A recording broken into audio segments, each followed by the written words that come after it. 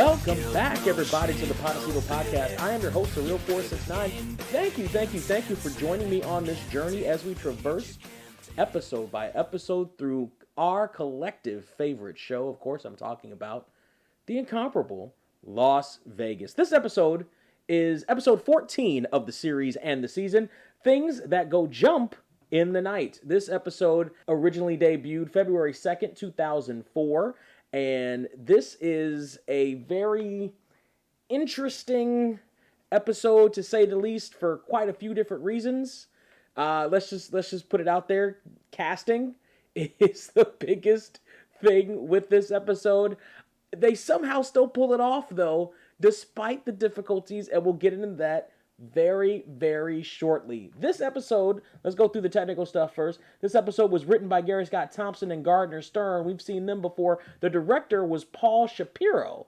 Paul Shapiro has directed quite a bit of television, a lot of TV movies and such, some procedurals that you've seen, like Criminal Minds and stuff. His very first directorial credit on IMDb is Clown White in 1981. That's a TV movie. Like I said, he's got a ton of those on his resume. He's also got other things, including this episode of Las Vegas, which is his only one to his credit. He's also got 2 episodes of Heroes, though, so he still stayed within the universe. If you know, you know. His latest directorial effort was Dancing Through the Snow with Annalyn McCord from the 90210 reboot. That'll come back a little bit later. That was in 2021, and that was a TV movie. Let's just get into the episode. Let's just get into it. We start with a whoosh down the Vegas Strip to some music. Very interesting music that we've all heard before. But here's the thing. We've all heard it before, but it turns out it is part of an actual song. And that actual song plays. That is our very first music cue before we do anything else on this episode. The song that you hear here, is a song called A Go-Go, the extended edit by Truby Trio. And Truby has an umlaut over the U, which means they're not from America, don't you know? That's the original song that you hear. And that intro, like I said, that we've heard all through the series and we will continue to hear through the majority of the series, actually comes from that song. The doo-doo-doo. Yeah, that comes from that song. And we will hear that all the way through. If you're watching on the DVD, you will hear muted production music. If you're watching on Peacock, Amazon, and Roku, it's brought to my attention that Las Vegas is on Roku. And I checked it out. And I'm pretty sure Roku is just the Peacock streamed out on Roku. It even has the listings the same way, like the thumbnails is exactly the same as you would see it on Peacock. So I'm pretty sure that's just the Peacock. The song that you hear there is called Boca Ta de Bonita. BOCATADEBONITA by DJ Food, which not a terrible song at all. You can add them both to your mix if you prefer. We start with Ed and Danny and a guest, and the guest desperately needs assistance in his room. He says that his room has been contaminated, and while Ed says that he'll take care of it, Danny tries to send Ed off to quote-unquote take care of it. Well, you see, here's the thing. Can I see this for a minute? Just a second.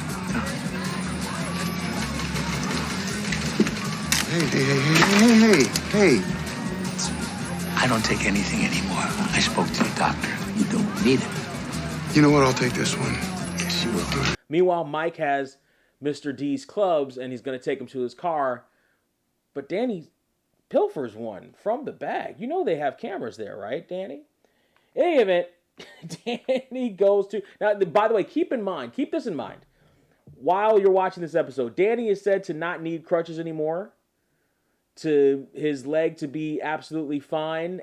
Also keep in mind the timeline here. So keep that in mind when we're keeping track of who's on the show, when they're on the show, and a very important event that takes place long before this show makes it to the airwaves. So while Danny takes care of the guests' needs in the room, initially while you're watching this, it almost seems like the guest is making it up or is not to be trusted. However, I will say this. I have stayed in more than one hotel room, motel room, whatever room in my time. And I have stayed in more than one that was not clean enough to the expectations of the room. I don't necessarily need it to be hospital clean. I don't need it to be clean enough to create a microchip in there. But there's some expectations, right? And you vary them by the kind of place that you're staying in, at least I do. And I've stayed in some that didn't even meet that bare expectation. If there was a housekeeping service at all, it's almost as if they came in, made the bed, and left, and only did that. If they did that, because they may not have even done that. The people who stayed there may not have even messed the bed up. They may have just lied on top of it and left, or they may have made it up themselves. You know, the kind of people that they got to make the bed absolutely every day. That might have been one of those people. So it's not entirely out of the realm of possibility. And he is afforded the chance to get himself another room, which he should. But also, come on, housekeeping in the Montecito, the exquisite Montecito, the fabulous Montecito Hotel and Casino. Like, come on, you got to get on your game. In any event, Danny, there's twice already in a very short amount of time I said in any event. I'm going to try to curb that. Danny is brought to another room with another issue in it. This one is a little bit different. It's a letter in the bathroom. A letter with pills all over the place. A picture of a nice-looking young woman. And the letter ends with... To stop the misery once and for all, I'm going to end my life at the fabulous Montecito. And that's the stinger before we cut to the intro. That is a great, great stinger. Now, this episode... I will say this about this episode. This part, there's part of it that actually really sticks with me. And I've talked about this a little bit in the past. We'll get there when we get there. As we cruise past the intro. Well, we sit and watch it. We never skip. Oh, skip intro? Who skips this intro? Why would you skip this intro? It's one of the greatest intros in all television. We go to Ed's office. Ed is looking over the P&L reports. Apparently, Danny's portion of them is going to be due very shortly. And Ed says that they can't afford any unexpected expenses right now. So keep that in mind. Little clues that the Las Vegas writers are dropping all over the place. Ed is in his office. Danny comes in and he tells Ed about the letter. Tells him about Fred Puterball. Puterball? Tells him about Fred. And says that Ed says that he wants to make sure that he doesn't kill himself on Montecito property, and Danny comes in with a great quip. You want me to book him in at the Palms? It's fine. But Ed says that we're going to help Fred, so find him so that we can help him. We cut to the backstage area where Paul Anka will be performing in this episode. Paul Anka does not make the list of special guest stars of the show because we will see Paul Anka at least one more time. I think we've already seen it. We'll see Paul Anka later in the series, but Paul Anka's great. I like Paul Anka. He's great on the camera. His persona with Ed, his rapport with Ed is great. He brought Ed down to the theater because he's having a problem with Kenny, the security guy. Kenny, the security guy, is played by Harland Williams, comedian Harland Williams. Harland Williams has been around for a long time. Harland Williams is one of those guys who's you either... I don't know if anybody really loves Harland Williams. I would imagine quite a few people are annoyed with Harland Williams. That was his persona comedically for a while, including when he had a sitcom with Jason Bateman. Did you know he had one of those in 95 called Simon? Well, let's go over his repertoire here as we're looking at him. His very first credit was on Ellen as a ticket taker in 94. He's done a bunch of Santa Claus related stuff. He also did this episode of Las Vegas as Kenny. He later, not too long after that, a couple years, went on to Las Vegas Limo, which was a short, as a super special guest, so still within that Las Vegas realm. But really, and he was in Half-Baked. He was in a couple other things. His last credit was as the voice of Santa or Super Klaus in Super Klaus, as well as on the Kill Tony podcast, as you could see him on Isla Monstro as Sam, and in the which I didn't even know that they did, a Half-Baked sequel. I should check that out. He's most fitted for and has been in a lot of cartoons. He's got a voice for cartoons. He's got a face for cartoons. He fits in a cartoon realm, and that's where he functions best. He's not actually bad here in this episode. Not terrible. Like, he's right on the... you can see the annoyance that people have with him, but they make sure not to cross him over into you absolutely hating him, which would have been easy for me to absolutely hate him because I'm not a fan of Harland Williams and anything else I've ever seen him in, really. But this, I think, works for him in this episode. Harland Williams is Kenny, and he is quite enthusiastic about his job. He is pushing gum on Mr. Anka, the big guy. He's checking Paul Anka memorabilia every so often, and Paul Anka is getting a little bit tired of it. Now, Paul is trying to be nice about this. He doesn't want Kenny fired. He just wants him... he just feels like he would like him a little bit more if he was somewhere else. You know what I mean? One of these guys who means well, and you know that they mean well, but they are too much. Oh, how can you be too much? You can be too much. Don't pretend. There is a thing that's called too much. You can be it. And Kenny is definitely being that. So much so that he checks in with Paul Anka and tells him that... Sir, T-shirt from 1979 show in Minneapolis, up $22.50, sir. In the grand tradition of the Podecito podcast, I will tell you that $22.50 in today's money is... that T-shirt is up $38.58.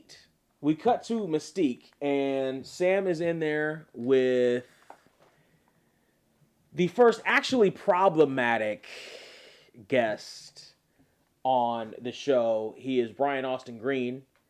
He is playing a whale. They are having dinner in Mystique, and we are going to get him out of the way right now. Here's the thing. I can't just gloss over Brian Austin Green's resume, though, because he's actually got a lot of interesting credits here, so bear with me. I know some of you may not like this part, but bear with me. There's a few things that we have to touch on here that connect. It's not just random. Well, some of it is, but they connect on a lot of stuff. His first credit was in the Canterville Ghost in '85. Great year. That was a TV movie. He plays Willie.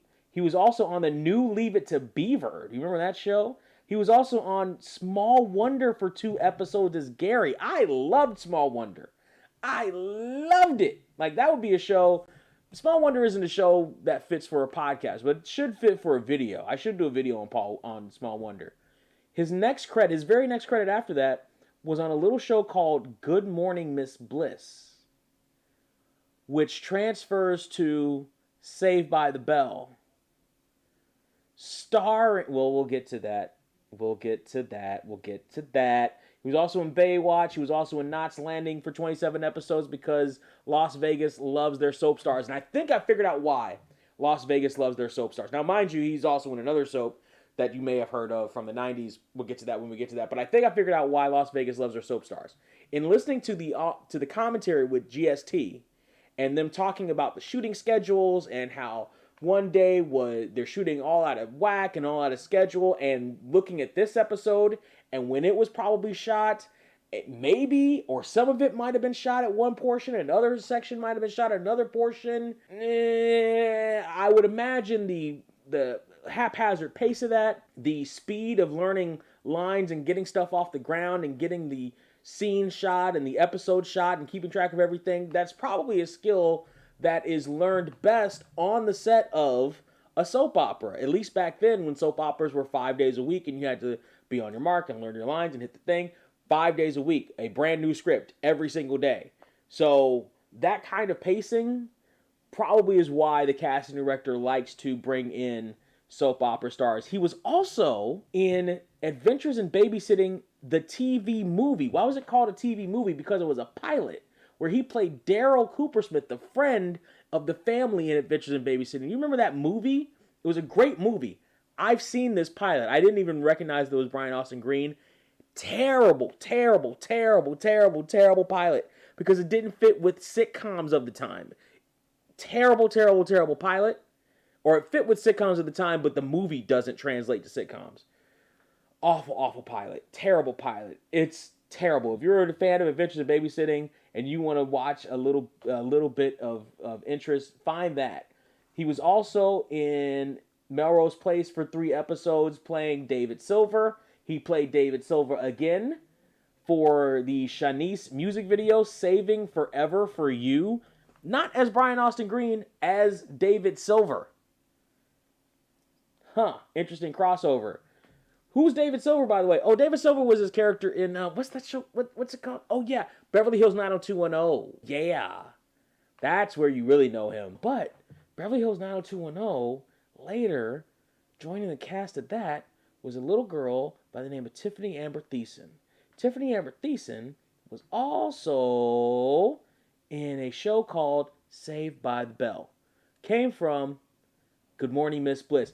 Brian Austin Green also did an episode of Saved by the Bell, The College Years. Yes, he did. How about that? Around the same time he did the Fantastic Four cartoon. Bet you didn't even know that existed. But at the time, tell you what, and he played Johnny Storm, tell you what, he wouldn't have been a bad Johnny Storm if they had actually made that into the feature film that got released, not the Corman one, but if they had gone ahead and made a big budget one, him as Johnny Storm around that time wouldn't have been a terrible idea. But guess what else? He was also in a TV movie with Tiffany Amber Thiessen called She Fought Alone in '95. He also did an episode of 5 episodes of Biker Mice from Mars. A lot of Tiffany Amber Thiessen and Brian Austin Green around about the same time in the 90s. Ain't that interesting? He also did other TV movies like Unwed Father in 97. He did almost 300 episodes of 90210. He did this episode of Las Vegas, which is interesting. Why, how, and when he did it. He also did... I really recognized him. Like, I recognized him from 90210, but he was also in Freddie Prinze's sitcom Freddie, which wasn't terrible. Freddie Prinze was bad in it. Brian Austin Green was actually not bad in it. I like Brian Austin Green in that show. He also did 38 episodes of Desperate Housewives, which is being brought up because somebody else on this episode did a lot more episodes. They crossed paths. Man, Brian Austin Green is in the Kool-Aid of a whole lot of people in this show, and we'll examine that a little bit more. He also went on to do the reboot of Magpie, Magnum P.I., made famous by, which the original was made famous by future star of the show, Tom Selleck. Ain't that interesting? He did the reboot of 90210, and the latest thing you can see him in now is The Night They Came Home as Chuck Palmer. He's got like 6 things in post-production. He dated Tiffany Amber Thiessen. Oh yes, he did, don't you know? From 92 to 95. Isn't that interesting that he gets tied up in all her projects around that time? Boy, that sounds like a pattern. Why would you say that's a pattern? Because he was also in a few of the other projects, including SNL and a Transformers cameo, around about the time he was involved with one Megan Fox, who he has a kid with. Actually, he's got a few kids with Megan Fox. He's got, 1, 2, 3? He's got 3 kids with Megan Fox. He's got a kid with another girl, Sharna Burgess. He didn't have a kid with Tiffany Amber Thiessen, though. But, you know who he did have a kid with? Vanessa Samantha Jane Marquez Marcel. The woman he's sitting across with at the table. Their engagement ended in October of 2003. Why is that important? Because October of 2003 was only a month after the debut of Las Vegas. So now you got me thinking about timelines. And now you got me thinking about how awkward this may or may not have been for them to shoot, because they're going to be entangled with each other the entire episode. That's the gimmick. That's probably how he came on. Again, also, that's his MO. He kind of apparently does that with the women he's involved in who also happen to be in the business. They broke up October 2003. The show debuts September 2003. This debuts February 2004. I'm trying to see about giving this episode the most benefit of the doubt and say that maybe they shot things differently And in thinking back on the episode, and I'm going to try to keep track because I'm rewatching it right now, I don't think Josh crosses paths with Sam or her storyline at all in this episode. And I don't think anybody else from any other portion of the casino crosses paths with Sam or her section. Anybody else who has to do with the A plot crosses paths with Sam and her plot, which I guess would be the B plot of this episode. So it's not out of the realm of possibility as we're watching this, or as I'm watching this, you might be watching along too, that they did shoot these scenes early on, though Sam has the black hair, not the blonde, so I'm not sure. I'd have to go back and check when that cross was made, that change up with Sam. But it's possible that this was shot early on while they were still technically engaged. But also you have to remember, if you break up in October from an engagement after having a child, there's probably been problems at least a month or so before then. At least around the time that the pilot airs or before. So as early as they may have shot it, we'll see. This is always an awkward episode to watch because of this history, but let's get through this. So Sam is signing for the check for the dinner that these two young kids just had. And while she does that, we have another musical cue here. If you're watching the original, how did you get the original? No, I don't have the original. If you're watching the original, the song that you're hearing in the background is Pony the Funk by International Pony is the name of the song. It's actually a really good song. I was desperate to find this one. This is a really good song. Pony the Funk, the International Pony. If you're watching on the DVD, the song is Pura Cane, Puracane by Big Day. Not terrible. If you're watching on Peacock, Amazon, and Roku, the song is Don't Need You Baby by Aaron Wheeler and Jamie Tovey. This song sucks. That song is best to be kept in the background because the lyrics are trash. I almost thought it was AI. I almost thought AI created it. That's how bad it was. That song, siggity sucks. But while we're watching Sam and Brian Austin Green here at the table, Bag is definitely flirting with one Samantha J. Marquez, and it's very obvious, at least to the waitress that is serving them, that at the very least BAG is very attractive. She is giving Sam the look like, oh my goodness, this guy that you're sitting here with. And Brian Austin Green says that he feels a lot closer to Sam than just a casino host. And things have definitely been on the attraction for him. And Sam, very early on in this scene, you can see her opening up to him. She's leaning in. She's allowing him to take her hand, even though she looks around. She's opening up to him. It's almost like, and again, I wonder about the shooting schedule. I don't know when they shot it. I don't know about the decisions that Vanessa made on this one.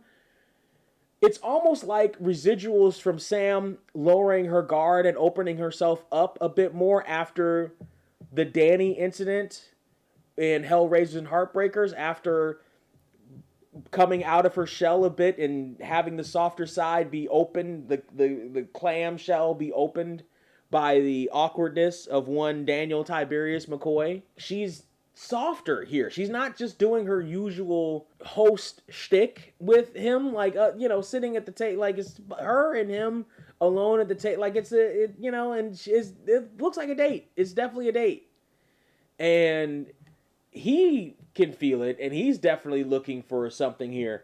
So the question is there sparks between the two? Is it tension between the two? Looking at Brian Austin Green, he's playing this not terribly because you can see the lasciviousness in his eyes. You can see that Sam's opening up, and she's being very genuine here at this stage of the game. And you can see Brian Austin Green. You can almost see him twirling his mustache when Sam starts to break down a little bit as he says that he is attracted to her and wants to take things further, and she comes back with, A little bit. If I said yes, I'd be violating casino policy, wouldn't I? And that's especially when you see the look in his eyes like, I have your, like that's, you could definitely see that there from our boy Brian. Let's let the dealer shuffle the deck for a second and we'll be right back. If you're ready to find your fitness family focused on being knowledgeable, being open-hearted, getting results, and having an elevated experience, then you're ready for KORE. That's Core Nutrition Fitness. The NASM certified personal trainers at Core cater to all fitness levels, ages, and body types. Whether it's the Gluteus Maximus and Queen Camp classes for the ladies, or the Minute Monday weight training for everyone. If you're in the Los Angeles area and ready to build better health and great friendships, the Core Fitness family is the place for you. Go to corenutritionfitness.com now for details. That's KORE nutritionfitness.com. We cut to surveillance, and Danny is in surveillance, and he's still got that club, and you will see that club throughout this episode. He's being very forceful with security and telling them to keep a lookout for one Fred Pewterball, as he might be about to take his life here at the casino. Now, one thing I do want to note here is they laugh a little bit, the security, as he's at the end of the briefing. And also, when Danny is in Ed's office and he cuts the line, do you want me to book him at the Palm? There is always a level of levity in this story, despite the subject matter. Keep that in mind, and that, I think, helps bring the story where it is. But keep that in mind. There's always usually a joke. As we're looking from here on out, there's usually a joke, there's usually a line, there's usually something that brings it from the absolute tragic further and further as the episode goes into a different emotion. So Danny is assertive to the surveillance team, and then we cut to Kenny, Ed, and Delinda in front of Mystique. And very early on, you see Kenny's sort of awkwardness here. He's almost like, as soon as he sees Delinda, the way he's kind of, first off, he almost never takes his eyes off of Delinda.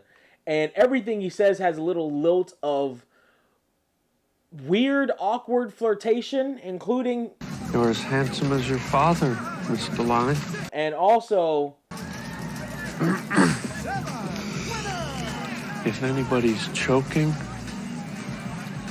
I know the Heimlich maneuver. that's how Harland Williams delivers a lot of his lines if you see him in a live action thing. It works here. Again, small doses, quick pacing, the environment that he's around, the fact that you can see the reaction of other people. It works for Harland Williams here. Basically, Ed has him in a do-nothing job. We then cut to Sam and Brian Austin Green back in Brian Austin Green's room, and they are getting down. They are getting down and funky. And that is a great, by the way, that is a great shadow silhouette shot of our girl Sam, aka Vanessa Marcil. They knew how to frame that perfectly to make her look fantastic in the darkened recesses of the room. We cut back to surveillance. Mitch gets a call talking about a stairwell door being opened, and Danny almost immediately chimes in. Danny, with a little bit of Ed, he starts putting pieces together before even Mitch can. Which stairwell are we talking about?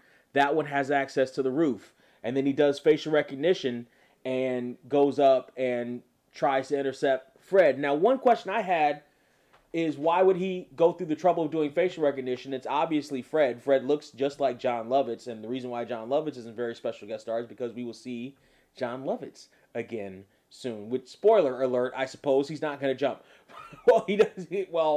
Semi-spoiler alert.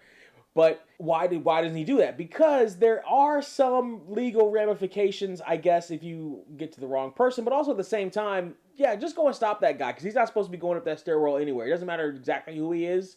Like, he looks like him, assume he is him, and go ahead and catch him. Danny doesn't catch him before he gets up to the roof. He is up to the roof, and this is where we have the monologue. Maybe the most serious part of this episode, where Fred is speaking with the people, these ghosts of his past, what brought him to the point of wanting to commit suicide. And and this is an amazing performance, honestly, by Jon Lovitz. If I look through Jon Lovitz's resume, I don't think I will find a role that he did that was in a drama that was as compelling as this. We all know, I love Jon Lovitz as a comedian, as an actor. I've seen him in a whole bunch of stuff. I love The Critic. I thought was an amazing show. I love The Critic.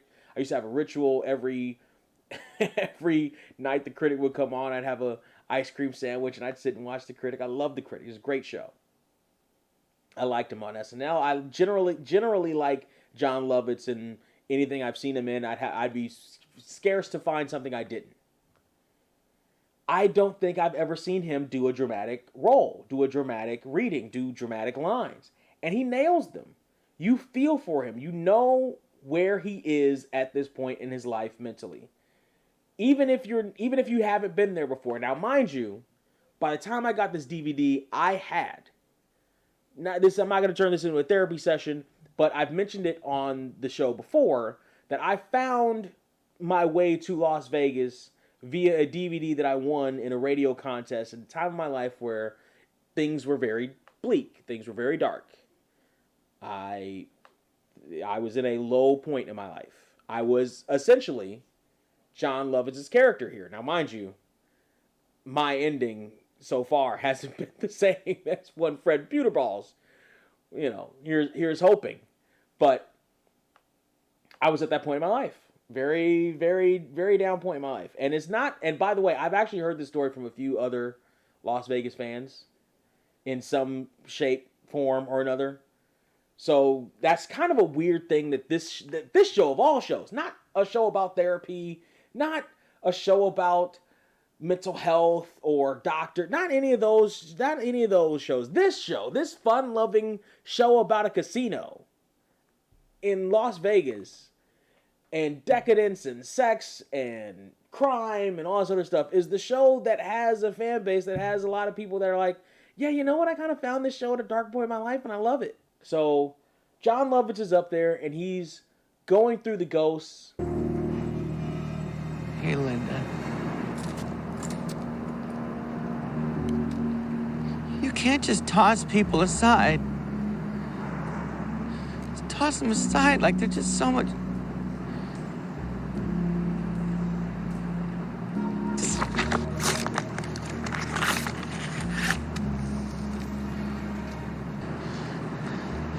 And you fight out Frank, my esteemed employer. You fire me, I fire you. Danny is trying to help this guy as best that he can, but he also plays, again, Danny is good in this episode, by and large. Danny is good in this episode. We see the evolution of Danny, which again makes me wonder about exactly when things were shot. Obviously, this had to have been shot later because Danny's up on this roof, no cane, no nothing. So his foot had to have been great. Well, maybe. It also could have been shot a little bit earlier before his foot got injured. But in any event, I just said it again. In any event, Danny is up on the roof and he's playing a little Ed when Jon Lovitz, Fred, tells him, don't put the phone down or he'll jump. And Danny does put the phone down, but as he puts the phone down, he also is speed dialing Ed or somebody to come for help. Danny is trying to talk to him, and he's working so far. He even gets to the point where he says, I know you don't want to hurt anybody else, do you? Which is a good line because, hey, listen, people in that situation very often don't want they feel like it's an act of altruism that they take themselves out. What they don't want to harm anybody else. Certainly not physically. Generally speaking, there are exceptions to that rule too. And Fred is one of those guys. He doesn't want to hurt anybody else. His life just sucks. He just wants to end his life. So Danny comes with the line. But I assume that you don't want to hurt anybody else, right? Yeah? Well, you're sitting right over the top of the south entrance. If you jump from there, there's a good possibility that you could land right on top of somebody. That's good job, Danny. Good job. However, Danny's goofiness is not completely over yet because it says, Back here is the loading dock. If you jump from there, it's much safer. All right, that is one of the little levity moments. That's one of the things that sneaks in there. It's a little goofy. It breaks the tension a little bit for us as the audience. Fred is not having that. And Fred is on his last legs, and he decides he's going to jump as Danny gets closer to him. Because Danny decided he was going to get closer to him, so Fred jumped. However, Danny was there to catch him. And then Ed immediately came and helped catch him. And as they're pulling Fred up... You're joking me! You're joking me! God, this guy's in... Again, a little bit of levity in this very serious situation to break the tension just a wee bit. We then cut to Fred's room where Ed and Danny and Fred are talking over the situation and the issues that Fred is having and what plan Fred decided that he was going to do. He obviously didn't think he'd have to pay for the room, and he can't. And while he's laying it all out, you hear Ed give one of these lines of... But I got fired, and then I got evicted. And then my girlfriend dumped me. You got a better solution? Do we? Huh? Keep that in mind. The is going to come back a few times in this episode, and it's funny every time, including this one.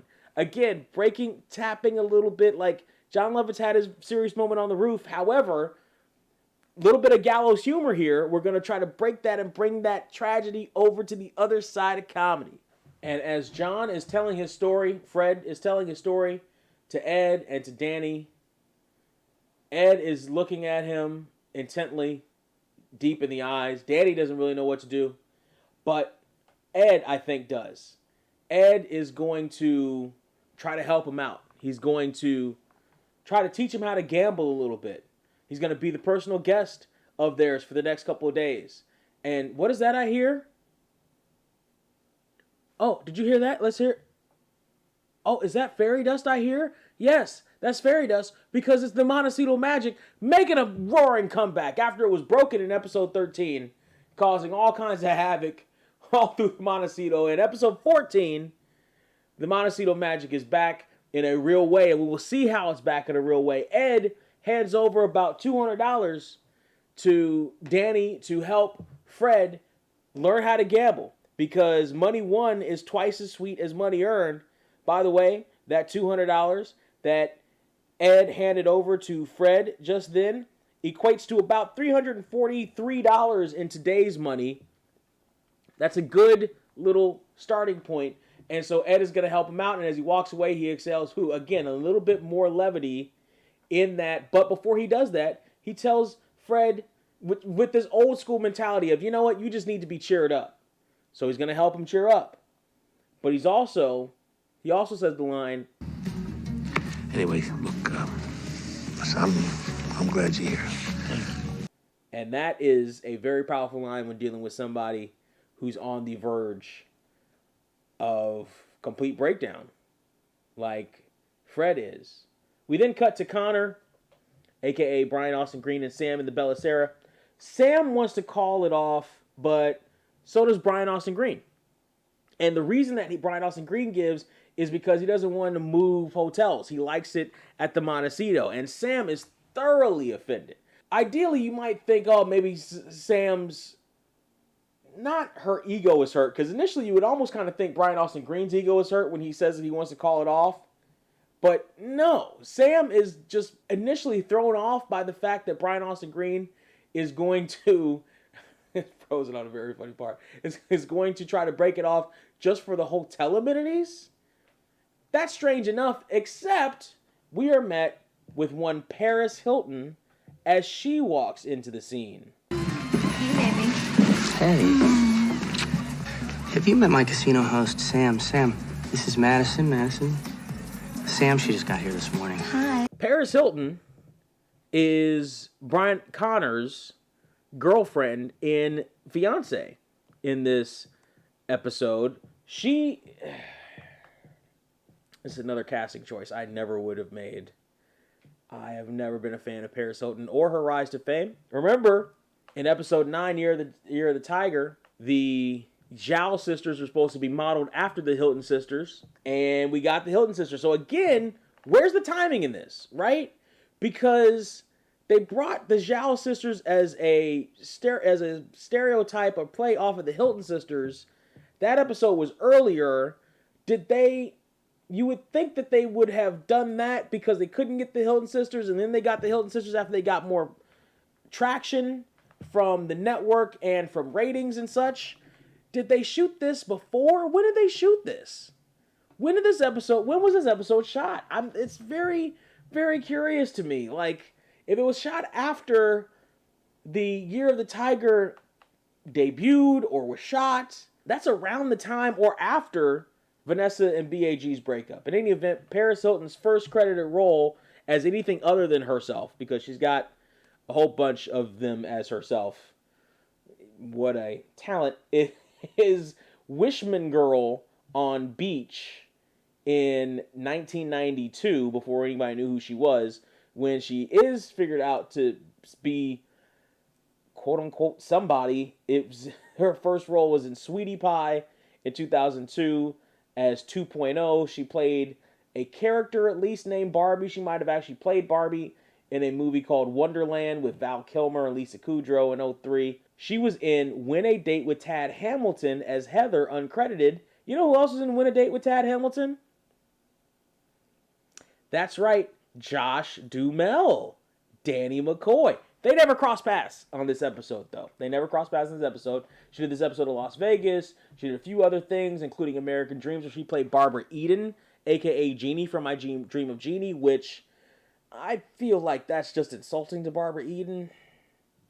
I do. I feel like Barbara Eden's a legend. I feel like that's insulting. She was in Snakes on a Plane, uncredited, in 2006. I don't remember seeing her. I like that movie. That was a stupid fun movie. She was in Hottie and the Naughty in 2008. That was her big starring movie vehicle. She was on the poster and everything with Al from Step by Step, where Paris Hilton got her first award for acting. It was a Raspberry Award for Worst Actress. And I can see why, because she had no personality. Now I think she's doing some kind of transformation, but she can have it. The last thing you've seen her in was either a short as adult Sid, and the short was called Sorry, or What Could Have Been. If you wanted something other than a short, she was in a music video with Dimitri Vegas. How about that? Still in the Vegas thing. Dimitri Vegas and Like Mike versus Paris Hilton. Best Friend's Ass. Music video is Paris Hilton. That sounds...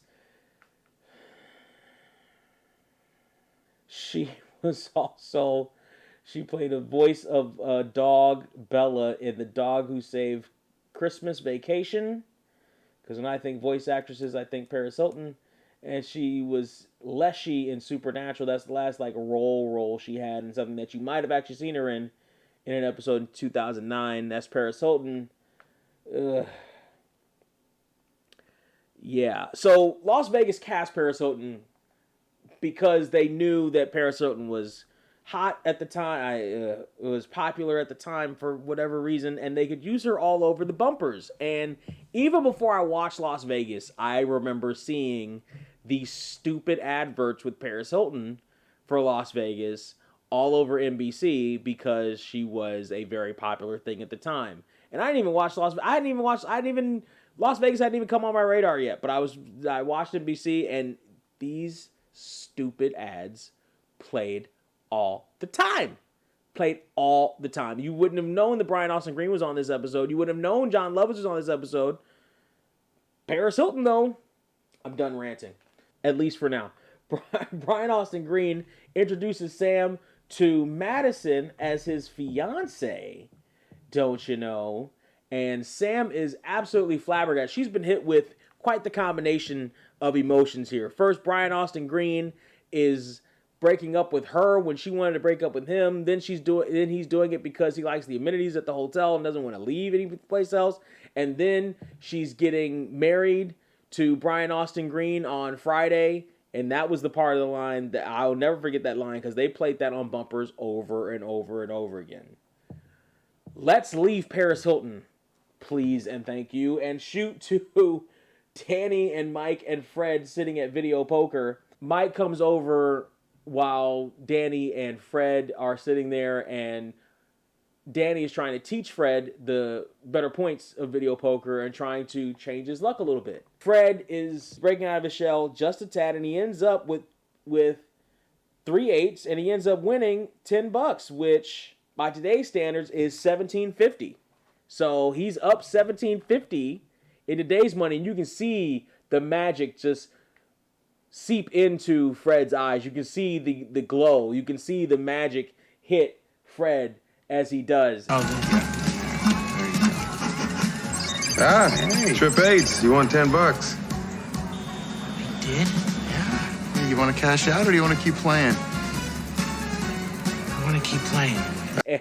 And while that's happening, again with the levity, Danny is pantomiming to Mike who Fred is. Hey, I want you to meet Fred. Fred, this is Mike. Oh, hi. How you doing, Mike? Good, thanks.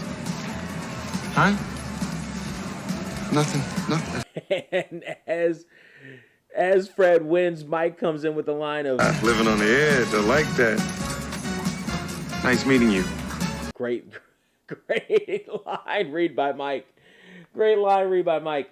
The music that you hear here, another musical cue, in the original version is Mambaloo, Mambuloo, by Mo Horizons. Mo Horizons is one word with an apostrophe in between Mo and Horizons. If you're watching on the DVD, you hear muted production music. If you're watching on Peacock and Amazon, you hear production music that's not quite muted, but it is a little bit different. Also, Roku is the same thing.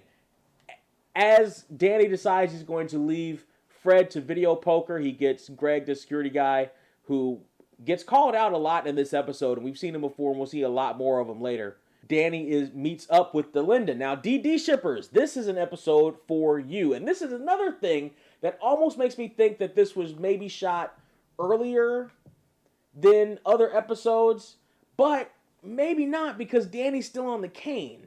So maybe part of this was shot earlier and part of it wasn't because Danny still got the club. But they do a little flirting back and forth. Danny is trying to immediately impress her by saying that he's the one that saved Fred, that he was up there talking to Fred the whole time. Just that he was up there and someone grabbed him. No, I grabbed him. Yeah, that was me. And he wasn't just up there, he actually jumped. And I caught him as he was falling. You know. Your dad showed up there at the end, but I was talking to him the whole time. And he jumped after you talked to him. That comes just that quick little is a really great joke. And they keep flirting through this whole thing. As they're flirting through this, Delinda mentions that she spoke with one of the directors or the chairmans of the psychiatrist convention that's in town. Luckily, there's a psychiatrist convention in town when they meet this guy who just wanted to commit suicide. And so Delinda drops his name, and that gives Danny a clue on who he's going to talk to try to get Fred some help. As he does, they go back to flirting, talking about the honey and where it tastes good and all this other stuff. Listen, D&D shippers, that's a good shot. That's a good sign for you. That's a good sign for you. Now, dairy shippers, this is a bad sign for us because we are just an episode removed from all that exposition, from all that character growth. This is what I'm talking about with, I mentioned this before with bottle episodes, is that occasionally, especially if they're done on a sitcom, you get all this growth, you get all this work, particularly between two characters that hate each other, and then the very next episode they go back to hating each other. Well, look at this. We had all that growth with Danny and Mary in that elevator, where it seemed like they were about to be on the right track. Wouldn't you know, they were holding hands in Bella Sarah. Cut to this very next episode, the very next week later, and our boy Daniel McCoy is sitting here flirting successfully with Delinda. Did we learn anything, Daniel? What did we learn? Why are we here? What are we doing, Danny? What are we doing? D&D shippers, take it. That's yours. That's all yours. I can't deny that one. That's all yours. Ed comes in and interrupts the flirting, thank goodness. And he talks to Danny about how Fred is up $80 so far. It's the best day of his life. That $80, by the way, in case you were wondering, in today's currency equals about $137. So that's pretty good come up for our boy Fred. In the meantime, Ed is asking about Kenny. Kenny's going to come in a little bit later, and Delinda mentions the honey offer, but she doesn't mention anything about it. And Ed stops right there. I'll think about that offer.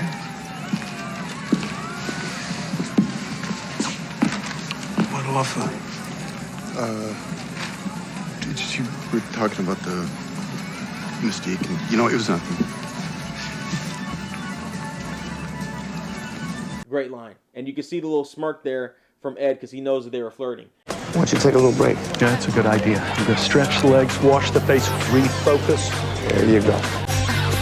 Yeah, this shit's a whole vibe, and this bitch the whole night. They be playing both sides, trusting them, and I stay by my bro side. Can't fuck with the whole tide. We be with the whole squad. Can't let them win. Yeah, this shit's a whole vibe. You're listening to Whole Vibe from Jesse Evans' album Space Jam. If you like what you're hearing, you want to hear more, hear it again, or both, just go to tinyurl.com/EvansVibe.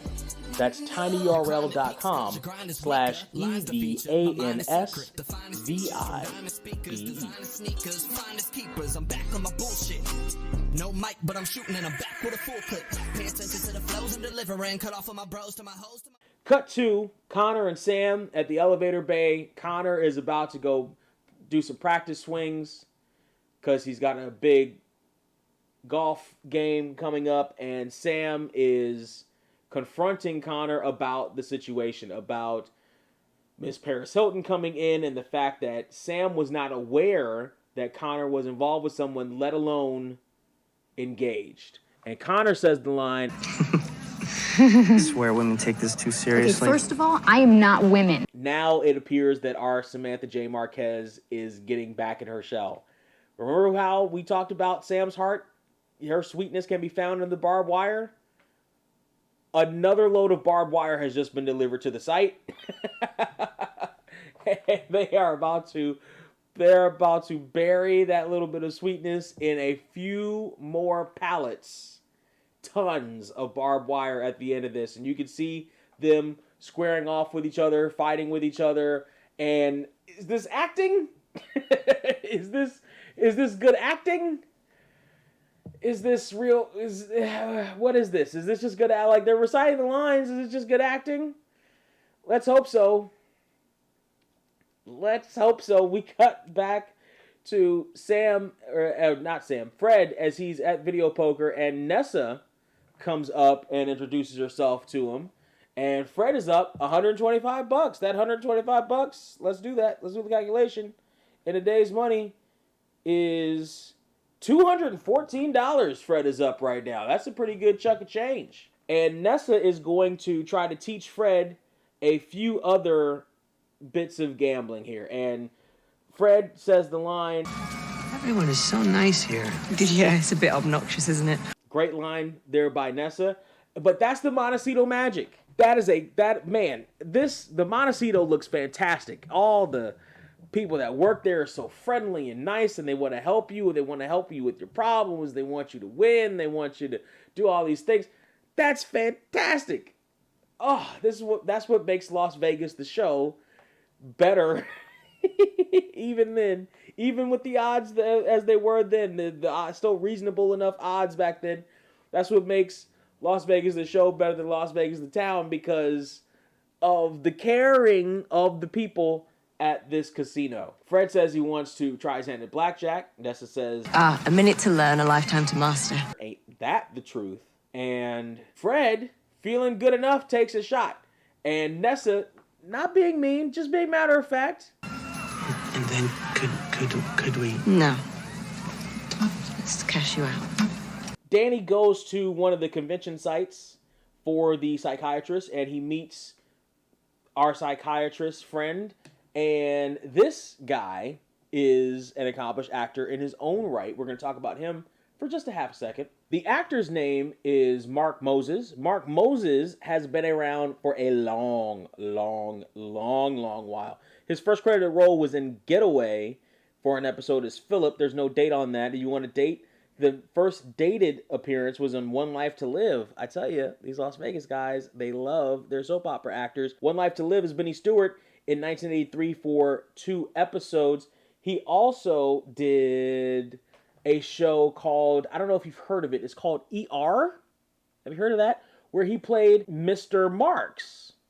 Isn't that interesting? Well, why is that interesting, Surreal? It's interesting because in this show, his name is Dr. Miles Marks.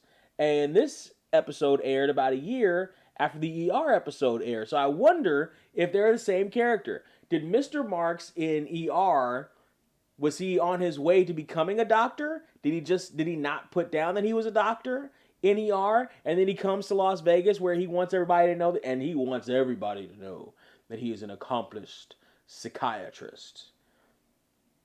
Not verbose, but more annoying than any of the Crane brothers in this episode. But I like that connection. I do like that connection. He also was, most people might know him from Desperate Housewives. He was in 74 episodes of that as Paul Young. If you are a Desperate Housewives fan. If you're not, you might recognize him from Mad Men. He was in 22 episodes of Mad Men. A lot of Mad Men fans here. The last thing that you might have seen him in would have been Law and Order Special Victims Unit. He played a couple of different roles in that, as is the case with Law and Order, the last one being in 2024. That is Mark Moses, and he has met with young Daniel McCoy, who is asking him for help. And he tells Danny that psychiatry isn't like having your teeth cleaned. There needs to be time spent with the patient, a rapport built up, meaningful dialogue between the... All that is very true. All that is very true, but the show has to happen. And so, while we see the sort of seriousness of the doctor here, again, remember with the Fred scenes or things connected with the Fred scenes, there's always going to be a little bit of humor involved in it. He asks... No, wait. Does he have avoidance issues? He tried to kill himself. Well, yeah, that's a little bit of levity. Here's a little bit more. The doctor says he might provide a good antidote for his keynote address. Oh, I'm so happy to see. So he'll see your patient X. I'm so happy that the doctor has his priorities straight and is in it for the love of the game. Oh, isn't that just nice? Don't you? And then, as if this episode wasn't timely enough, before he leaves, Dr. Moses asks Danny, does he have insurance?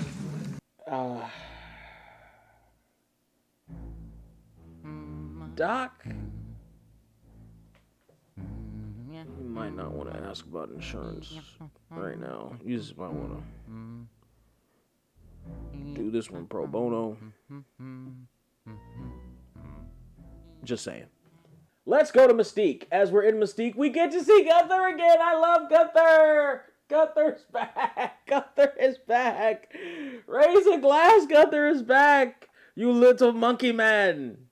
I love it. Let's talk about the musical cue here real quick. If you're looking at the original version, you hear some kind of music. I wasn't able to track it down, but you definitely hear a distinct song in the background if you listen closely enough.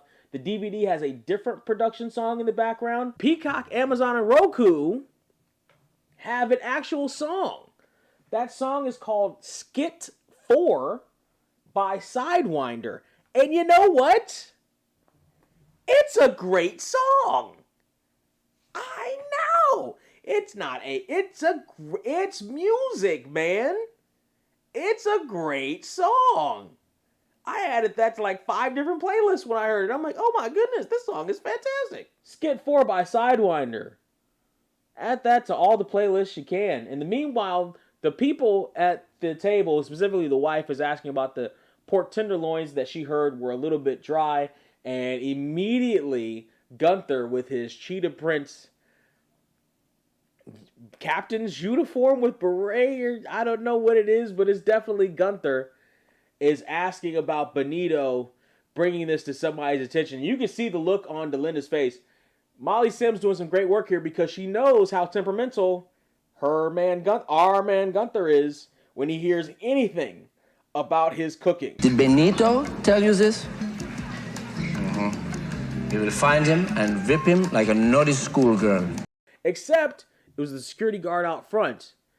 Oh, and that is all he needed to hear. Gunther is about to storm out of Mystique. But before he does, you see Harland Williams, a.k.a. Kenny, talking to this young couple about going to eat at Mystique. And they say that, they ask if it's expensive, and they say that they've only budgeted about $18 for dinners. $18 for dinners in 2003 money is about $30, $31 today. So that's an okay-ish meal that you can get now. I don't know if maybe in Vegas now. In Vegas now, probably meals would be decent-ish meals would probably be more than that, right? Probably be closer to 50, 60, right? If you're talking about, I hope they're not each. I hope it's not each. Is it each? Ooh, is it each? Because even 2003, $18 each. I'm trying to think. I probably dropped a cool dub for every meal that I had. If it wasn't at a, for every whatever meal that I had, go grab something real quick. I'm trying to think. I don't think that's not a ton for meals there in Vegas. Meanwhile, Kenny is trying to, he's just talking to him, and the look at his eyes, and luckily he gets cut off, but almost not luckily, because here comes Gunther with a cleaver. Gunther's coming in with a cleaver. He is going to chop up that monkey man.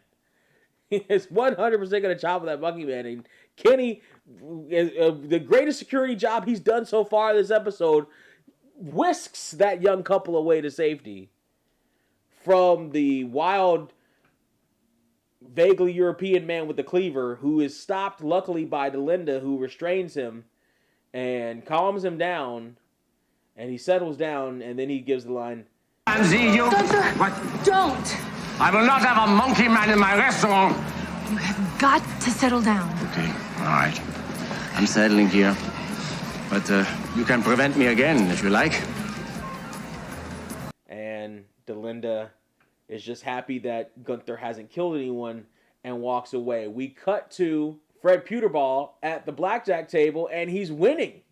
He is so winning. However, Danny is coming in with the doc to try to talk to Fred Puterball right now, and now seems to be a halfway decent time, except Fred is on a streak. Fred is on a roll, and you don't stop a man while he's on a roll. How big a roll is Fred on? He's up $40,000, or $68,585.43. Never stop a man on a hot streak. You know what I mean? So Fred and the doc is just going to have to wait. We go to a commercial break as Fred dedicates it to Nessa, who he says is a genius, and she says, a little bit, she's the ice queen. And that's the commercial break, and we come back, and Nessa is about to leave Fred for the night, and Fred is sitting there, and we the whole time, and we have this really cool time lapse around him as everybody else gets up and leaves the table, the dealers get up and leave the table, and we see Fred's stack continue to rise.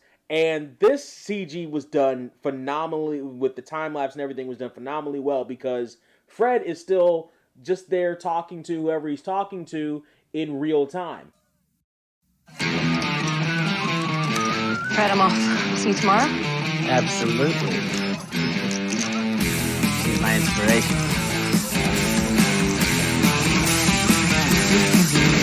Get the clock and it's slowing, ready just for you to make a move. It would take 1,000 hours just to do what I do. Could you hear the call to arms that most of us what can I say?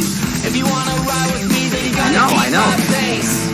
What are you waiting for?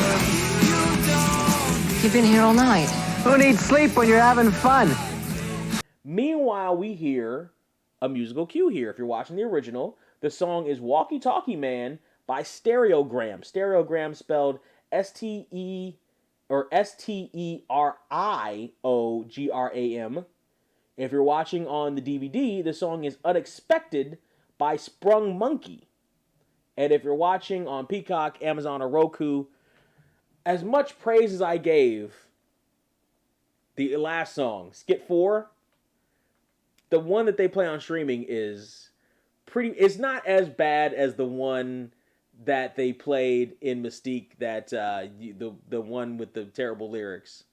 But the AI version that they play, the version that they play here on streaming almost sounds AI. It's not great either. Also, speaking of songs that you're listening to, and I didn't mention this at the beginning, when the guest comes up to Ed and Danny at the very beginning of the episode, if you're watching on streaming, the audio mix on that BS production song that they put in there is terrible. It is so loud and so jarring immediately. It sounds awful. It is the loudest. You can't hear the dialogue over that audio mix at the beginning of the how did I forget to mention this? I clicked on the thing the first time for 5 seconds and immediately was like, I hate this. How did I miss that? Anyway, as you're watching this on if you're watching this on streaming, this particular episode, bring the volume down a little bit when the episode starts. The mixing for the rest of the songs, by and large, is way better. But that first one sucks. Anyway, it's AI production crap here if you're watching on streaming. Now I'm getting a little upset. Anyway, Fred is winning miraculously at the tables, and he basically can't be stopped. And he is having a ball because you see the chips that are sitting next to him. I'm not even going to sit there and try to see what how much he's won. We'll get to that in a little bit. Kenny and Ed are seen now, and Ed has to talk to Kenny because of the Gunther incident. But then Kenny says that he tried to make it up to Gunther by having little miniature versions of the menu made up with little pictures on his own time of the food. Now, if you're looking at the menu, like, there's not anything actually on it. Like, there's some squares or stuff in it, but there's nothing. There's really no actual drawings or anything on the inside. It's really just kind of blank. But that's not a terrible idea, especially in 2003. And he actually isn't the first person to come up with that. I kind of remember seeing that occasionally on the strip round about that ish time when I started going. Like, it's not a terrible idea, actually. Now, it might, with a reputation and how hoity-toity you want your restaurant to be, right? You may not want those mini menus everywhere, but nowadays, especially after 2020 with the Rona, you had everybody having the QR menus now. So that's not a terrible idea, Kenny. Kenny's on the halfway right track, actually. Again, well-intentioned, halfway right track. He just shouldn't have said that the tenderloin was dry. Ed is going to put Kenny in an even more do-nothing job. He's going to have him just stand in the corner until somebody needs him. If anybody needs him, stand in the corner. But before he does that, the interaction where he just needs Kenny to stop talking, and he's just stop talking, is a perfect. I've been around those guys. And I'm sure at some point or another I might have been that guy. See, look at little fried catfish fillet. Stop. Sir, Please we've got stop talking. prime sirloin Henry sauce. Stop.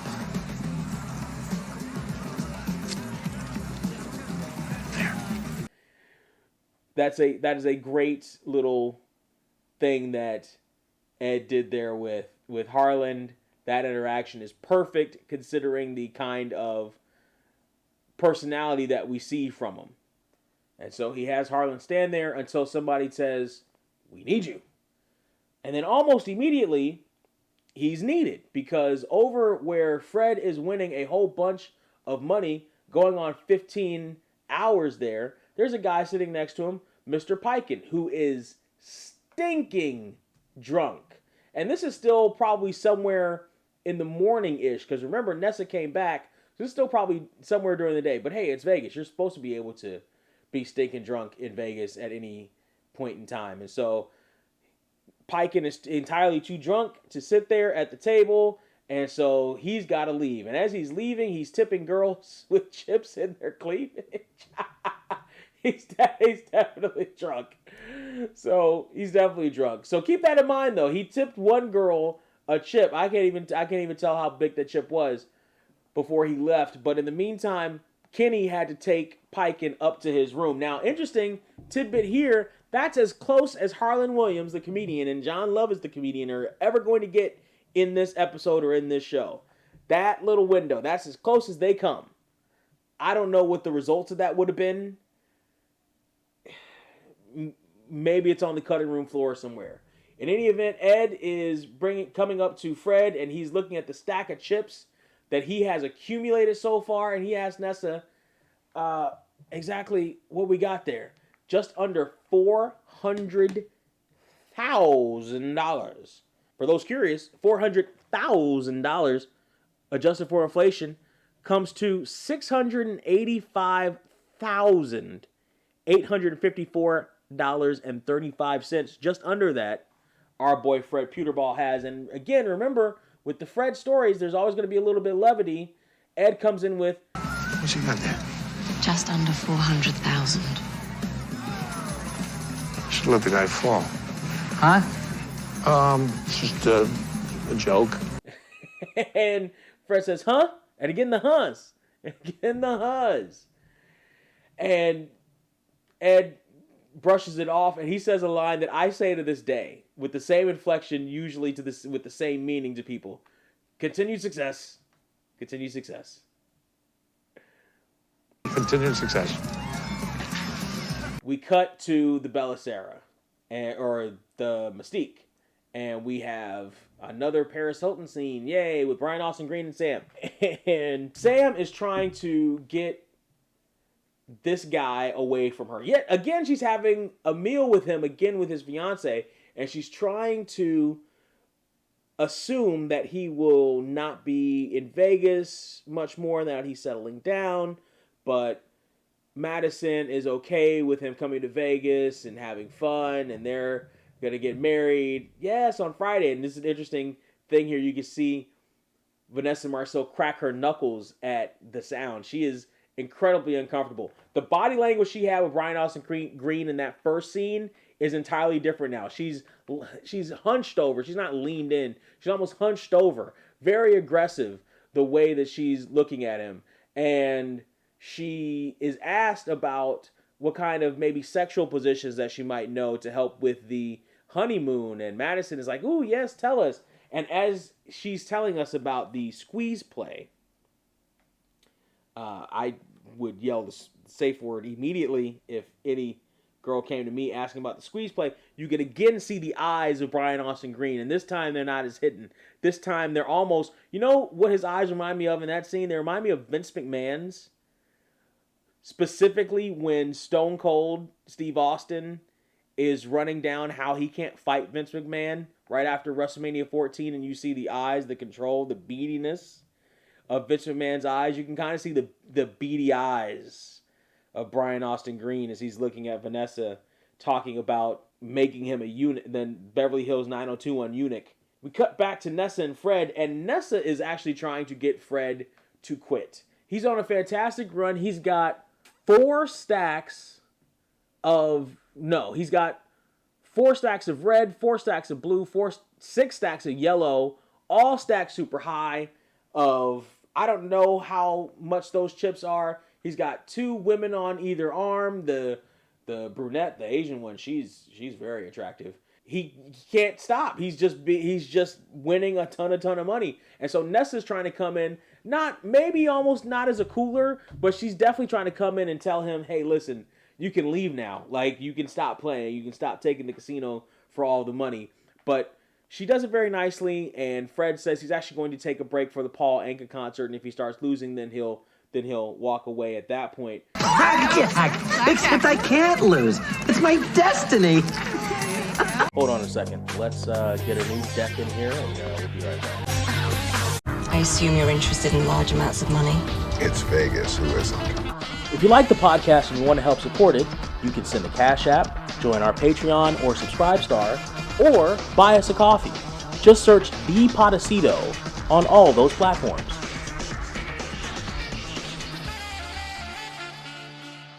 So we cut to Sam and Mary walking through the casino, and it's the first time we see first and last and only time we see Mary in this episode. Poor Mary. She's the new Nessa, at least for this episode. But we saw a lot of her last episode, and there's not much for her to do here. And again, Sam is not really interacting with Danny, so I'm not exactly sure when the timelines are on this thing. However, she is interacting with Mr. Piken, as Mr. Piken is the one that interrupts Sam and Mary's conversation. They're talking about how she's going to get back at Brian Austin Green. Mr. Piken comes back and says the security guard stole some money from him. He had $32,600 in chips. I'm guessing he's including the calculation of the money that he stuck in that young woman's cleavage.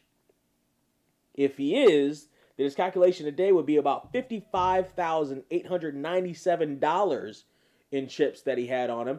And now he's got $32,500, which today calculates to about $55,726 in chips that he would have. And he basically saying that Kenny stole a $100 chip from him.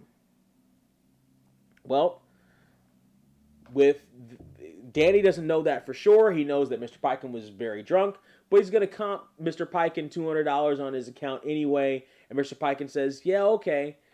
Now, the reason why I can kind of believe Mr. Piken at this point, having not seen it, forgetting what I know about the episode, is when Danny says he'll comp him first off, he only says it's $100.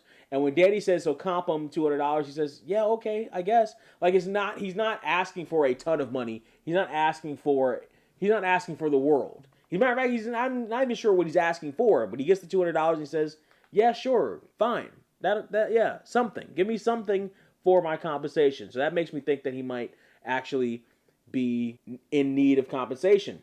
We then whoosh down to the casino floor where Danny's talking with the doc, and the doc is on a very strict timeline. Again, I know that he is very worried about Fred Puterball, but he's also more worried about his keynote speech. And he tells Danny that he needs to talk with Fred immediately, and Danny says that they'll find him, and they do find him in the Paul Anka concert while he's singing My Way. This is the same theater that had the Ivanka and Vera show. And Fred Puterball is sitting there watching it, and it's a great episode. It's a great portion. And this is the part of the episode that most people remember. I think I've played this part over and over and over again. Of the entire episode, I think this might be my favorite part of the episode. Paul Anka is singing. He comes down to the audience. But as he's coming down to the audience, Fred is interrupted by Danny and the doc. Now, I have to stop right here and ask, Danny, what the hell were you thinking? Okay, the doc needs his keynote speech or whatever he's talking about. Yeah, listen, doc, you can wait until the concert. Like, he's in the concert. Chill. He's not going to leave the concert to go talk to this doctor right now. You know that. Why would you go in there and then the doctor? Mark Moses is the doc is Dr. Miles is so full of himself that he wants to sit there and he wants to have a dialogue in the middle of the aisle. In the middle of the concert while Paul Anka's singing My Way. What? What?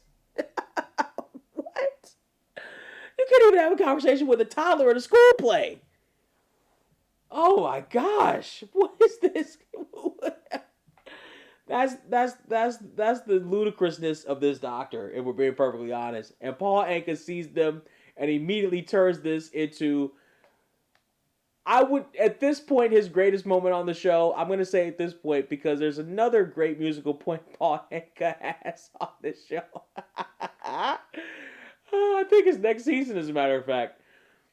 Something about burgers, but we'll get to that when we get to that. But here is great. Paul, take it away. Gambling is no way to escape. Excuse me, please. What the hell are you two doing? Down on your knees. Why all the talking? What's this all about? If you keep talking, I'm gonna get you hearing aids for both your mouths. The record shows, don't pick your nose unless you do it my way. If not himself, then he has not. Just say the things that you truly feel, and not the words of those two guys who kneel. Now, I don't get the hearing aid for both your mouths thing. That's one of those things where, like, you know, he can get away. You know, he's just saying some random stuff. Maybe it was made up, but that's just fantastic. And then he comes back, and we hear it even more of those two guys who kneel. That's just Paul Anka, ladies and gentlemen. Paul Anka. So we cut to surveillance, and we see Ed and Danny checking out the footage of Kenny with Mr. Piken and the chips, and he can't see if Kenny is pocketing anything. And we hear that he's trying to talk. Danny gives the rundown on Fred Puterball, and he says that Fred doesn't want to talk to the doc, and Ed comes in with, "Who would? You got to be out of your mind." Great comment from Ed.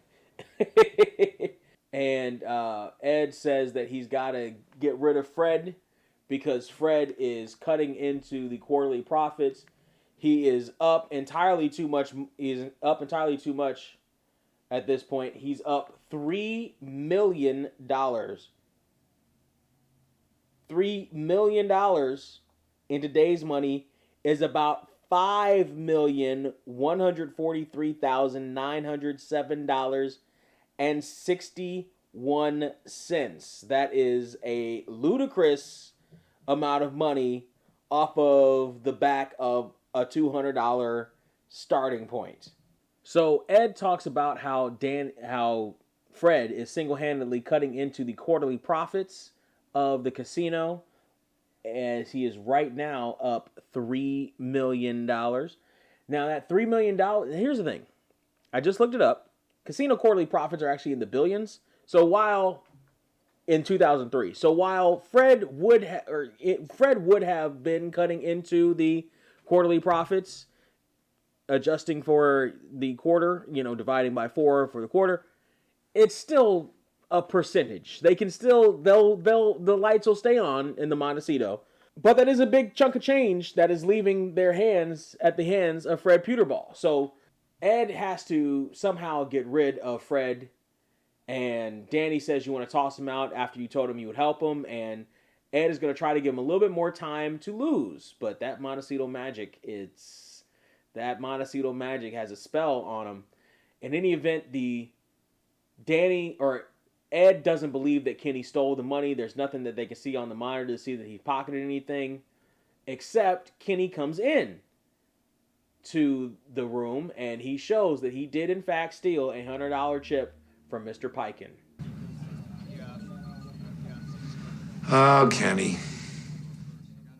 Kenny and Ed sit and talk, and Kenny tells him the sob story about how he just wanted to help that couple. And you can kind of see that it might be getting to Ed a little bit. And Ed truly does believe that Kenny did, in fact, want to help that couple. However, Kenny stole from a guest at the Montecito. And he's going to have to be let go for that. And Kenny responds with, "Oh, no, sir, you can't do that." And at this point, if you're watching this, the look on Harland's face almost makes it seem like he's about to snap. The way he says, "Oh no, sir," and the way he looks at Ed, it's a little tight. It's a little tense, actually. It's not necessarily contrite. Like, it's contrite, but it's also a bit of, there's a hidden edge underneath there. I gotta let you go, Kenny. Excuse me? I mean, you stole money from a guest. Oh, no, sir. You see, the Montecito here, this is my life, sir. And I'm sure if you gave me just one more chance. But Ed leaves. There's no exception. So then we cut back down to the Bella Sara. Sam and Paris Hilton are sitting there sipping drinks, and Sam confesses to Madison that she did in fact sleep with Connor, but that Connor didn't tell Sam about the connection between Connor and Sam and Madison. And Madison reveals to Sam that it's okay, he didn't break any vows, and Sam is like, you're okay with marrying somebody who you don't trust? And Paris Hilton says that she believes in the power of money and that money makes her very, very happy. What about happiness? Money makes me really happy. And the look on Sam's face, Sam is just closing back up into her shell by the minute, the more that she talks to these people. We are in the surveillance room, and Fred is just winning a ridiculous amount of money. But Danny is in there with the doc and Ed, and as Ed calls down to Nessa to see exactly how much he's won, it's $6 million. That $6 million, adjusted for inflation, is $10,287,815.22. That is just about to walk out the door with Mr. Fred Puterball. If that isn't Montecito Magic for your ass, I don't know what is. That is some Montecito Magic, baby. Oh my goodness. Off of $200. It started with $200. That is amazing. Doc, you can tell that the doc is even annoying Danny at this point. Danny is even kind of fed up with the doc as the doc keeps pushing to meet with Fred, more specifically for his stupid keynote speech.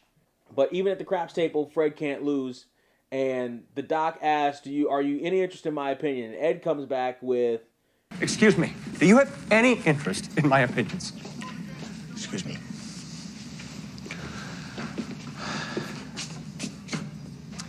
You know, I'll tell you what. Let's you and me have a secret code, okay? Whenever I fall down and break my arm, that'll mean I'm interested in what you have to say, okay?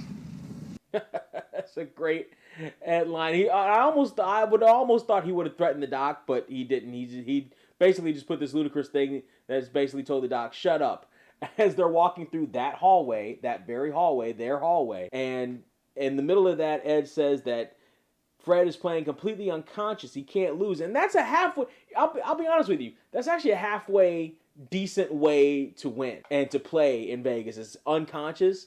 Sometimes if you think too hard, you jinx yourself out of it, right? Sometimes you got to think. Sometimes you're just going to get blown away if you don't use your brain power at least a little bit. But playing unconsciously, just kind of willy-nilly enjoying the moment, riding the wave, that's not a terrible way of doing it. You know what I mean? Like that, it'll work. It'll work. It'll work sometimes with some people. I am not a financial advisor. Do not go to Las Vegas and play unconsciously and lose your house and then come and blame me. I have no responsibility for that. I will tell you, though, that we meet with Sam and Brian Austin Green as they are leaving Bella Sara one more time. And Paris ratted out Sam to Brian Austin Green that Sam did, in fact, confess to Paris. And Brian says that he is not going to report Sam to her bosses for the act of betrayal. And Sam says, go ahead and do that because she would rather be fired than have to spend one more second with Brian Austin Green, who replies that, I am not going to report you because you know what? I'm bigger than that. Believe me, you're not big at all. Again, the timing of this. When did they do these scenes? What was it like on set? Do I want to know what it was like on set? It's just the tension between the two. And one, I will note this, though. That's the last scene between the two of them. That's it. They don't do it again. That's it. So that's the end of that arc. At least they don't have to do that again. But Fred's at the craps table, and he's winning a ridiculous amount of money. He cannot be stopped on the tables. He says it doesn't stop until Ed has to come in and stop it. Ed has to manually come in and stop it. And as you're sitting there watching this, there is a slight musical cue here. The original, I can't track down the song for. There is a production song, a different one on the DVD. There are different production musics on Peacock, Amazon, and Roku. Those are more muted. So it sounds like they turned down. They tried to almost turn off the music in this scene on the streaming services as opposed to replacing it. But it's different than the DVD version, and it's muted to that extent. And Ed is going to shut the whole thing down. He says that Fred's streak is the biggest in Montecito history. $10 million. $10 million. Oh, amazing. Fred asks to just kind of ride it out. He wants to stay because the magic of the Montecito Magic is in Fred's blood now, and he wants to stay there. Honestly, it's almost like he wants to stay there permanently. It's almost like he wants to live there, almost like Howard Hughes style. He wants to stay at the Montecito. He has to ride it out. Ed says he can't ride it out. But at that point, that's when Maloof comes in. That's when Maloof, the owner of the Palms, comes in, and they mentioned the Palms earlier. And that's a cool line here. That's a cool little bit of back and forth here because it helps, again, I talked about it before, you bring in the Maloofs, they help establish the coolness of the Palms when attached to this kind of thing, and the winning and the luck and etc. And him and Ed have a good exchange. But to cut back to Fred and wanting to stay at the Montecito, wouldn't you want to? Doesn't this place feel like you want to just stay at the Montecito? You never want to leave the Montecito? Yeah, people talking about they still want to go back to the Montecito now. People talk about they wanted to reboot for however long since the show's been off the air. You don't want to leave the Montecito hotel and casino. But unfortunately, Fred is going to have to. And as Ed and Danny and the Maloofs walk away, Fred gives another little nod to Nessa. He's trying to flirt with Nessa. Listen, I get it. And listen, Nessa, he's a 10 million, he's a double-digit millionaire now. You better get on that, Nessa. What are you talking about? Anyway, Fred is brought up to Ed's office, and here's Linda, the girl who broke up with him. And she's sweet. You can tell that she's definitely sweet and that she does, in fact, care for Fred and his problems, and she did want to hear from him. And that's very sweet. And again, even in moments like this tender little moment where she quietly asked, Oh, Linda! Oh, Freddie, thank God you're okay. If you were having problems, why didn't you call me? Well, I don't know. Because you dumped me. Oh, I care about you, okay? I missed you so much. I missed you too, Freddie.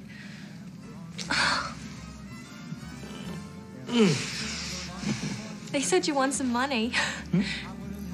Not much. Good on you, Fred. Good on you. But even in a moment like this, Ed comes in with, You know, if he still has a room, I'd like him out of my office, to be honest with you.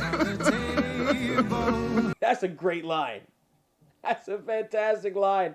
It even cracks Josh up. And it just cracks him up for real. As that happens, we hear our last musical cue of the show in the original version. The song is In Las Vegas by Johnny Crescenzo.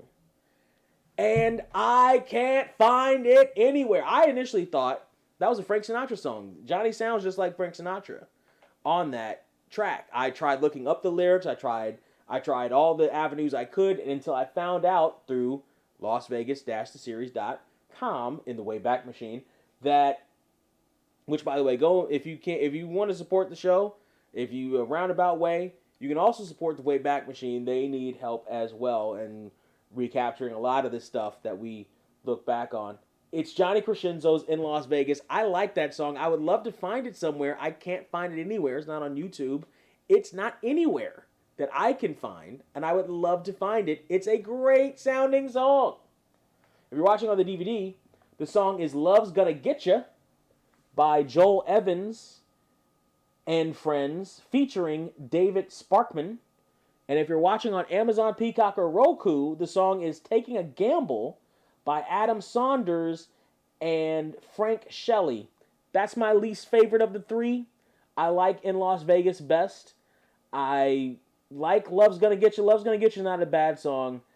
Taking a gamble where it wears out, where if you listen to the lyrics, it wears out its welcome relatively fast, but not the worst song that you're gonna hear on this episode. Even we cut back to the casino floor, and Danny is met with Kenny, Harland Williams, because Danny hooked Kenny up with a job at the Candy Museum. And you know what?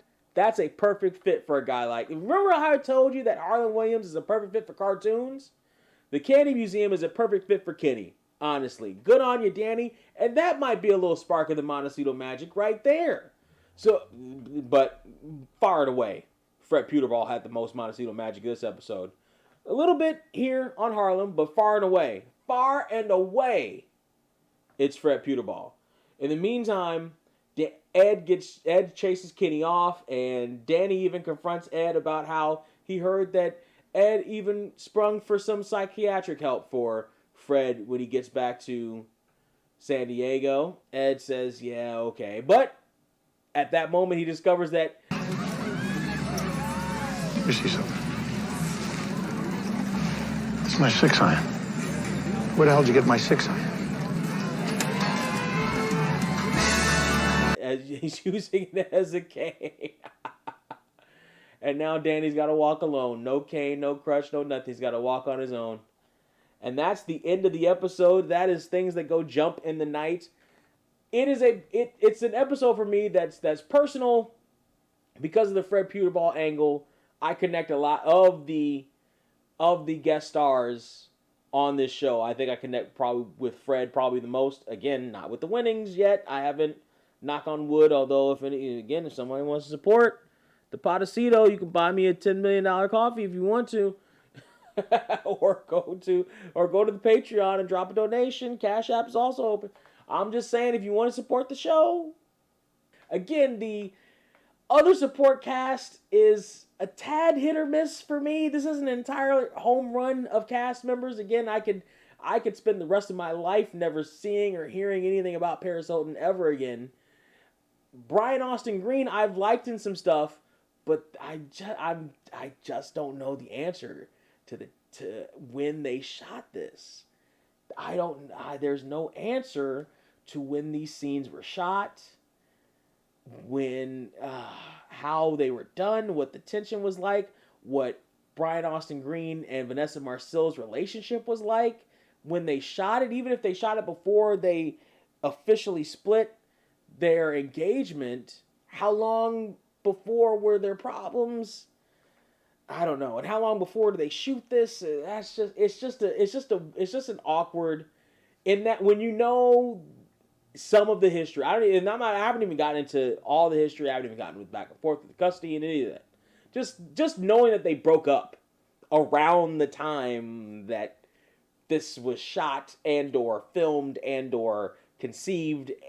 It's an awkwardness. It is an awkwardness. Pall of awkwardness kind of lingers over this particular episode. However, counter that with Jon Lovitz's performance out of the park. We got to see another Gunther appearance. Always love those. And we got a Harland Williams that I could actually live with. How about that? The next episode of Las Vegas that we're going to dive into is Die Fast, Die Furious. Yeah, you know that episode, don't you? Oh, yes. That's the episode with Jonathan Tan. That's the return of Detective Luis Perez. That's the one with Junior Gomez. Yes. And this one guy, I don't know, he kind of sits funny. One leg's that way, one leg's the other way. He was a cop of time, some kind. Oh, yeah, Jean-Claude Van Damme. It's the Jean-Claude Van Damme episode. Oh, that's a fun one. That's a really good one. That's back to that. You know what? That episode, the Die Fast, Die Furious, is kind of back to Las Vegas basics, right? Solving a crime of the week, figuring things out. You got the action. You do have some comedy. You've got the whole Vegas feel. It's great. You have intrigue. You have It's great. And Sam also has her side plot with Jonathan Tam, and that's a good side. We'll talk about Jonathan Tam more. I'd like to see more of Jonathan Tam in future episodes, but it's a good episode. I like that episode. I will probably I like this episode because I like the Jon Lovitz character and I like his evolution. Like I said, I like Harland Williams. That awkwardness with Sam and stuff, that sticks there. That hangs there a lot. Oh, and we also get the Linda and Jean-Claude Van Damme.